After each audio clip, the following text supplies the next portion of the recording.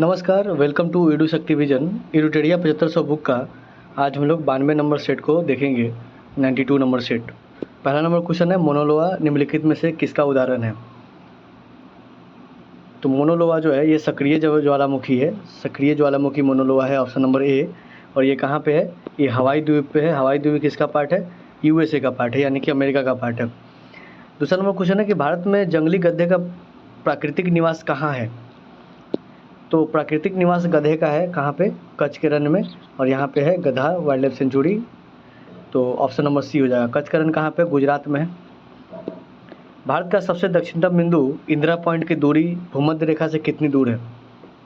तो अगर आपको कैलकुलेट कीजिएगा तो 6 डिग्री 45 मिनट के आसपास में इंदिरा पॉइंट है, यानी कि 6.75 इंटू 111 से अगर मल्टीप्लाई करेंगे तो 750 के आसपास आएगा। लेकिन मैक्सिमम एग्जाम में आंसर टिक होता है 876। ऑप्शन नंबर सी इसका सही आंसर मान के चलेंगे हम लोग। और आंध्र प्रदेश के उत्तर पश्चिमी भाग में स्थित दर्रा निम्नलिखित में से कौन सा है? ये दर्रा है बोमडिल दर्रा, ऑप्शन नंबर ए। 4 नंबर क्वेश्चन का ये आंसर हो जाएगा। इसके अलावा अगर देखेंगे तो दिहांग दर्रा, दीफू दर्रा और यांगयाब दर्रा, ये सभी कहाँ पे है? ये सभी अरुणाचल प्रदेश में है। ब्राह्मणी निम्नलिखित में से किसकी सहायक नदी है?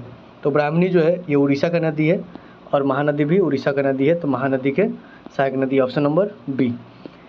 मुद्रा प्रसार को श्रेष्ठ तरीके से वर्णित किया जा सकता है, तो ऊंची कीमत को मुद्रा प्रसार बोलते हैं, ऑप्शन नंबर ए। 7वां नंबर क्वेश्चन है कि भारत में मुद्रा को जारी करने और उसके विनियमन पर लागू होने वाली पद्धति को निम्नलिखित में से क्या कहा जाता है? तो मुद्रा जारी करने का जो नियम है ये तय होता है न्यूनतम रिजर्व अनुपात से, ऑप्शन नंबर बी। संरचनात्मक बेरोजगारी का कारण क्या होता है? तो ये होता है अपर्याप्त उत्पादन क्षमता, ऑप्शन नंबर ए। बैंक दर में कमी का ऋण की उपलब्धता पर क्या प्रभाव पड़ेगा? बैंक दर में अगर कमी होगी तो ऋण की उपलब्धता पर क्या प्रभाव पड़ेगा? तो जब बैंक दर का जब आरबीआई बैंक दर को कम करती है तो लोन क्या हो जाता है? लोन सस्ता हो जाता है। तो लोन जब सस्ता हो जाएगा तो ऋण का उपलब्धता ज़्यादा हो जाएगा, यानी कि ऋण बढ़ जाएगा, ऑप्शन नंबर बी। कोर्ट निम्नलिखित में से किस खेल से संबंधित खेल परिसर का नाम नहीं है? इसमें से कौन सा इसमें कौन सा खेल है जिसमें कोर्ट जो है निम्नलिखित खेल में संबंधित खेल परिसर का नाम नहीं है? तो 10 नंबर क्वेश्चन क्या हो जाएगा? पोलो। पोलो में कोर्ट से संबंधित कोई चीज़ नहीं होता है। खो खो, टेनिस, कबड्डी, ये सभी के ग्राउंड को कोर्ट बोलते हैं। 11 नंबर क्वेश्चन है, फिल्म क्षेत्र में दिए जाने वाले प्रसिद्ध ऑस्कर पुरस्कार की शुरुआत किस वर्ष में की गई थी? ऑस्कर कब से बंटाना शुरू हुआ था? तो ये हुआ था 1929 से, ऑप्शन नंबर सी। बिस्मिल्लाह खां का संबंध किस वाद्य यंत्र से था? ये थे शहनाई से। इनको भारत रत्न में मिला था। भारतीय थल सेना के पूर्वी कमांड का मुख्यालय कहाँ पे है? तो पूर्वी कमांड का मुख्यालय हो जाएगा कोलकाता में, ऑप्शन नंबर सी। विश्व आदिवासी दिवस प्रतिवर्ष किस तिथि को मनाया जाता है? तो ये मनाया जाता है 9 अगस्त को, ऑप्शन नंबर बी। और भारत में जनजातीय गौरव दिवस कब मनाया जाता है? 15 नवंबर को मनाया जाता है। क्यों मनाया जाता है? क्योंकि इसी दिन बिरसा मुंडा का जन्म हुआ था और इसी दिन 15 नवंबर को तय किया गया था कि झारखंड जो है बिहार से अलग होगा। वर्ष 1997 में विश्व पर्यावरण सम्मेलन का आयोजन कहाँ किया गया था? तो ये कहाँ हुआ था? ये हुआ था टोक्यो में। पर्यावरण संरक्षण अधिनियम कब आया था? 1986 में। वन्यजीव संरक्षण 1972 में। 1972 में क्या आया था? वन्यजीव संरक्षण अधिनियम। जल वाला कब आया था? 1974 में आया था। वायु वाला 1981 में। और वन संरक्षण अधिनियम 1981 में, 1980 में। और जैव विविधता अधिनियम 2002 में। उसके अलावा एनजीटी अगर देखेंगे, नेशनल ग्रीन ट्रिब्यूनल, एनजीटी हरित प्राधिकरण, ये आया था 2010 में। अगला नंबर क्वेश्चन है, राष्ट्रीय वन नीति 1952 के अनुसार कौन सा वन का संवर्ग नहीं है? तो ये हो जाएगा राष्ट्रीय उद्यान, ऑप्शन नंबर ए। निम्नलिखित में से कौन सा सुमेलित नहीं है? तो बांदीपुर, बनेरघट्टा, ये सब कहाँ पे है? कर्नाटका में है। राजाजी उत्तराखंड में है। सिमलीपाल कहाँ पे? उड़ीसा में। पीन वैली कहाँ पे? हिमाचल प्रदेश में है। तो ऑप्शन नंबर डी अपना सही आंसर हो जाएगा 17 का डी। निम्नलिखित में से कौन सा जैव नवीनीकरण है? तो रबर जो है जैव नवीनीकरणीय है। पॉलीथीन और प्लास्टिक ये सभी जैव नवीनीकरण नहीं है। किस वेद के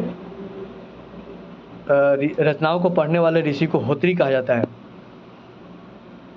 तो किसको कहा जाता है? ये ऋग्वेद के पढ़ने वाले ऋचाओं को पढ़ने वाले को होत्री कहते हैं हम लोग। उसके बाद अगर देखेंगे यजुर्वेद, यजुर्वेद को जो पढ़ता है उसको क्या बोलते हैं? अर्धायु बोलते हैं। जो सामवेद को पढ़ता है उसको क्या बोलते हैं? उद्गाता बोलते हैं। और अथर्ववेद को जो पढ़ता है उसको क्या बोलते हैं? उसको ब्रह्मा। निम्नलिखित में से कौन सा वेदांग नहीं है? तो 20 नंबर क्वेश्चन में क्या हो जाएगा? ज्ञान वेदांग नहीं है। वेदांग कितने होते हैं? 6 होते हैं। कौन कौन सा? शिक्षा, कल्प, व्याकरण, निरुक्त, छंद और ज्योतिष। 21 नंबर क्वेश्चन कर रहा है निम्नलिखित में से दर्शन तथा उसके प्रवर्तक में कौन सुमेलित नहीं है? तो न्याय दर्शन गौतमी, सांख्य दर्शन कपिल, उत्तर मीमांसा किसका है? उत्तर मीमांसा है बदरायन का। और वैशेषिक दर्शन किसका है? तो ये किसका है? कनाद का। और कनाद का ही दूसरा नाम क्या है? उलूक है। तो ऑप्शन नंबर सी गलत है, उत्तर मीमांसा।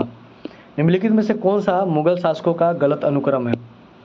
तो अकबर का बेटा जहांगीर, जहांगीर का बेटा शाहजहां, यही गलत है। बाकी अकबर का बेटा जहांगीर, जहांगीर के बाद शाहजहां, जहांगीर के बाद शाहजहां, फिर औरंगजेब, बाबर के बाद हुमायूं, फिर अकबर। ऑप्शन नंबर ए। निम्नलिखित में से किसे बंगाल में मुस्लिम पुनर्जागरण के जनक के रूप में जाना जाता है?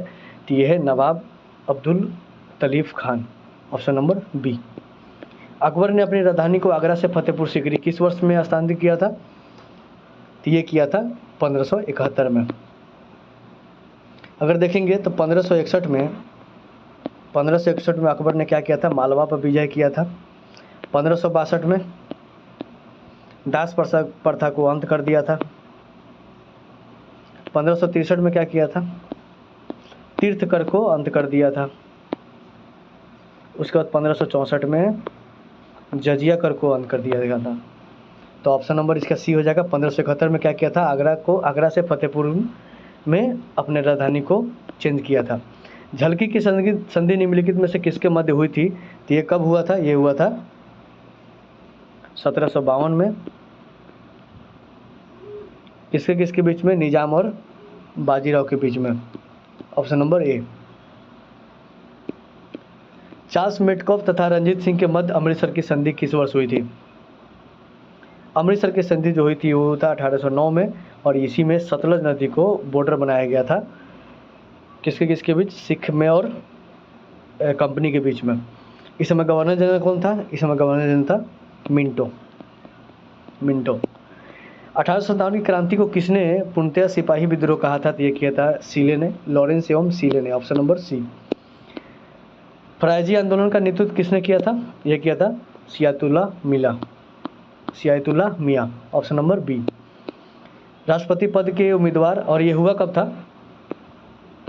फरायजी आंदोलन कब हुआ था? ये हुआ था 1818 में। इसका मुख्य केंद्र कहाँ पे था? पूर्वी बंगाल में था, जो कि आज बांग्लादेश है। राष्ट्रपति पद के उम्मीदवार के लिए निर्वाचन मंडल में कितने सदस्य क्रमतः प्रस्तावक और कितने अनुमोदक होते हैं? तो 50-50 होता है। 50 जो है प्रस्तावक होते हैं और 50 क्या होते हैं? अनुमोदक होते हैं। परिसीमन आयोग जो 2002 के अनुसार अनुसूचित जनजातियों के लिए लोकसभा में आरक्षित सीटें कितनी हैं? तो ये है 84। Option number C. प्राक्कलन समिति के सदस्यों की कार्य अवधि कितनी कब होती है? ये होती है मई से अप्रैल में। और जवाहरलाल नेहरू ने संविधान सभा के समक्ष उद्देश्य प्रस्ताव को कब रखा था? ये रखा था 13 दिसंबर को। Option number C. 33 number question देख रहे हैं। 33 नंबर क्वेश्चन है, कह रहा है कि विधि निर्माण की प्रक्रिया भारतीय संविधान में किस देश के संविधान से लिया गया? तो ये लिया गया था ब्रिटेन से। Option number D. किस वाद में सर्वोच्च न्यायालय ने प्रस्तावना को संविधान का अंग नहीं माना था? तो नहीं मांगा था बेरूबाड़ी वाद में। कब? 1960 में। लेकिन माना किस में था? ये माना था 1973 वाले केशवानंद भारती के वाद में। तो ऑप्शन नंबर 20 का सही हो जाएगा, नहीं पूछा है। अल्पसंख्यक वर्गों के हितों का संरक्षण निम्नलिखित में से किस अनुच्छेद के वर्णित किया गया है? ये किया गया है 29 नंबर अनुच्छेद में, option number B. 35 number question का क्या हो जाएगा? बी ऑप्शन हो जाएगा। निम्नलिखित में से कौन सा मूल अधिकार विदेशी नागरिकों को प्राप्त नहीं है? तो अभिव्यक्ति की आज़ादी नहीं है, ऑप्शन नंबर डी हो जाएगा। केंद्र तथा राज्यों के बीच मध्य वित्त तथा विभाजन निम्न में से किसकी संतुष्टि के आधार पर की जाती है? यह वित्त आयोग के आधार पर की जाता है, ऑप्शन नंबर बी। निम्नलिखित में से कौन सा पदार्थ प्रकाश संश्लेषण के दौरान उपचयित होता है? तो कार्बन डाइऑक्साइड का उपचयन होता है, ऑप्शन नंबर डी। सार्वजनिक मूत्रालय से गंध किस गैस के प्रभाव के कारण आता है? अमोनिया के कारण आता है। जो पब्लिक टॉयलेट होता है उसमें गंध किसके कारण से आता है? अमोनिया के कारण से आता है। निम्नलिखित में से कौन प्राकृतिक गैस का मुख्य घटक है? तो मीथेन है। 40 नंबर क्वेश्चन में क्या हो जाएगा? मीथेन। गति के नियम को निम्नलिखित में से किसने प्रतिपादित किया था? ये किया था न्यूटन ने। 41 नंबर क्वेश्चन का क्या हो जाएगा? ए। निम्नलिखित में से कौन ऊष्मा का इकाई नहीं है? तो वाट जो है ये किसका इकाई है? शक्ति का इकाई होता है। बाकी calorie, kilo joule, kilo calorie ये सभी ऊष्मा की इकाई है। एक सुरंग में 100 वाट की क्षमता वाले 5 लगातार बल्ब 20 घंटे तक जलाए जाते हैं। कुल विद्युत लागत क्या होती है? तो 100 वाट गुने 5 बल्ब गुने 20 घंटा डिवाइडेड बाई 100। तो 100 से 100 गया, 20 बचे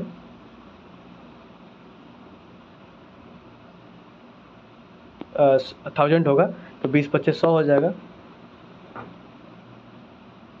20 बचे 100 divided by 10 is equal to 10 unit, option number B. लोहे पर जंग लगने से उसमें भार पर क्या प्रभाव पड़ता है? तो भार उसका बढ़ जाता है, ऑप्शन नंबर बी। ब्रेसिक कंपेस्ट्रिस ये किस पौधे का वनस्पतिक नाम है? तो यह है सरसों का। 45 नंबर क्वेश्चन क्या हो जाएगा? डी हो जाएगा। निम्न में से सूत्र विभाजन की सबसे लंबी स्टेज कौन सी होती है? तो ये होती है प्रोफेज। जानते हैं कि सूत्र विभाजन जब होता है तो 5 फेज से गुजरता है। प्रोफेज से गुजरता है, मेटाफेज, एनाफेज, टेलोफेज, ये सभी चार फेज से गुजरती है। उसके बाद 47 नंबर क्वेश्चन देखेंगे तो ग्लाइकोजन का संग्रह शरीर के किस अंग में होता है? तो ये होता है यकृत और पेशियों में। शरीर के लिए एंजाइम बहुत आवश्यक होता है क्योंकि ये कैटलिस्ट का काम करता है, उत्प्रेरक का काम करता है। किस चीज़ में? तो रासायनिक क्रियाओं में, जीव रासायनिक क्रियाओं में कैटलिस्ट का काम करता है, ऑप्शन नंबर सी। कार्बोहाइड्रेट पाचन के अंतिम उत्पाद क्या होता है? तो मोनोसेक्राइड्स में टूट जाता है वो, ऑप्शन नंबर सी। यूरिया का निर्माण शरीर के किस अंग में होता है? या यकृत में होता है, लीवर में, ऑप्शन नंबर बी। इसके बाद स्मरणीय तथ्य। स्मरणीय तथ्य में क्या है? तो अलकनंदा एवं भागीरथी का संगम को क्या बोलते हैं? देवप्रयाग बोलते हैं। और देवप्रयाग के बाद ही अलकनंदा और भागीरथी को गंगा के नाम से जाना जाता है। गंगा नदी भारत के मैदानी भाग में प्रवेश करती है, कहाँ पे? हरिद्वार के निकट में। और गंगा नदी को बांग्लादेश में पद्मा बोला जाता है, ब्रह्मपुत्रा को बांग्लादेश में क्या बोला जाता है? जमुना बोला जाता है, और ब्रह्मपुत्र नदी को तिब्बत में सांगपो बोला जाता है।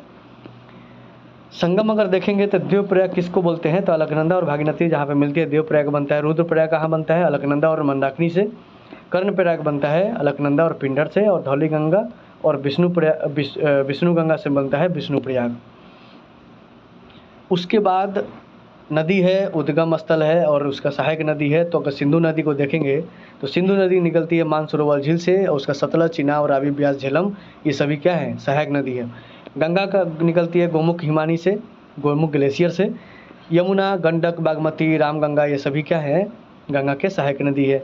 यमुना यमुनोत्री ग्लेशियर से निकलती है। चंबल, बेतवा, केन ये सभी यमुना के सहायक नदी है। कोसी निकलती है गोसाईनाथ चोटी से, और दूध कोसी, भोट कोसी, थारू, लिखू ये सभी कोसी नदी के सहायक नदी है। नर्मदा निकलती है अमरकंटक से, और अमरकंटक से ही निकलती है सोन नदी। नर्मदा निकलती है अमरकंटक से, और हलान, बांजर और तावा ये सभी नर्मदा नदी के सहायक नदी है। ब्रह्मपुत्रा निकलती है चेमयुंगडुंग ग्लेशियर से। मानस, तीस्ता, सुबनसिरी, दिबांग, लोहित सभी किसके हैं? ब्रह्मपुत्र के सहायक नदी है। महानदी सिहावा के पास छत्तीसगढ़ से निकलती है और ब्राह्मणी और बैतरनी ये सभी उसके सहायक नदी है। कृष्णा नदी महाबलेश्वर की पहाड़ी से निकलती है। पंचगंगा, दूधगंगा, घाटप्रभा, मालप्रभा, मूसी, भीमा, तुंगभद्रा ये सभी कृष्णा नदी के सहायक नदी है। गोदावरी नदी त्र्यंबक के पहाड़ी जहाँ पे त्र्यंबकेश्वर ज्योतिर्लिंग है वहीं से निकलती है। और वेनगंगा, पेनगंगा, मंजीरा, सबरी, वारधा ये सभी गोदावरी के सहायक नदी है। कावेरी नदी ब्रह्मगिरी के पहाड़ी से निकलती है। भवानी, अमरावती और हेमावती ये सभी कावेरी के सहायक नदी है। उसके बाद जल संधि अगर देखेंगे भारत में तो मालदीव और मिनिकॉय दोनों को अलग करती है 8 डिग्री चैनल। 9 डिग्री चैनल जो है लक्षद्वीप और मिनिकॉय को अलग करती है। 10 डिग्री चैनल करती है लघु अंडमान और कार निकोबार को, यानी कि अंडमान को निकोबार से करती है। डंगन पास करता है लघु अंडमान और दक्षिणी अंडमान को। कोको चैनल कोको द्वीप और उत्तरी अंडमान को करती है। पाक स्टेट तमिलनाडु और श्रीलंका को, यानी कि भारत और श्रीलंका को। मन्नार की खाड़ी तमिलनाडु और श्रीलंका को। भारत की सबसे लंबी तटीय झील है चिल्का झील। भारत की सबसे खारा पानी झील है चिल्का झील। भारत की सबसे मीठी पानी झील है वुलर झील। और भारत की सबसे बड़ी कृत्रिम झील है गोविंद बल्लभ पंत सागर रिहंद नदी पे। और भारत में सबसे अधिक ऊंचाई पर स्थित झील है चिलामू झील। भारत की ज्वालामुखी उद्गार वाली निर्मित झील कौन सा है? लोनार झील है। और हैदराबाद और सिकंदराबाद के बीच मध्य स्थित हुसैन सागर झील है। लोकटक झील है मणिपुर में। और वेम्बनाड झील कहाँ पे? केरल में। आज का सेशन यहीं पे समाप्त होता है। Thank you for watching. धन्यवाद।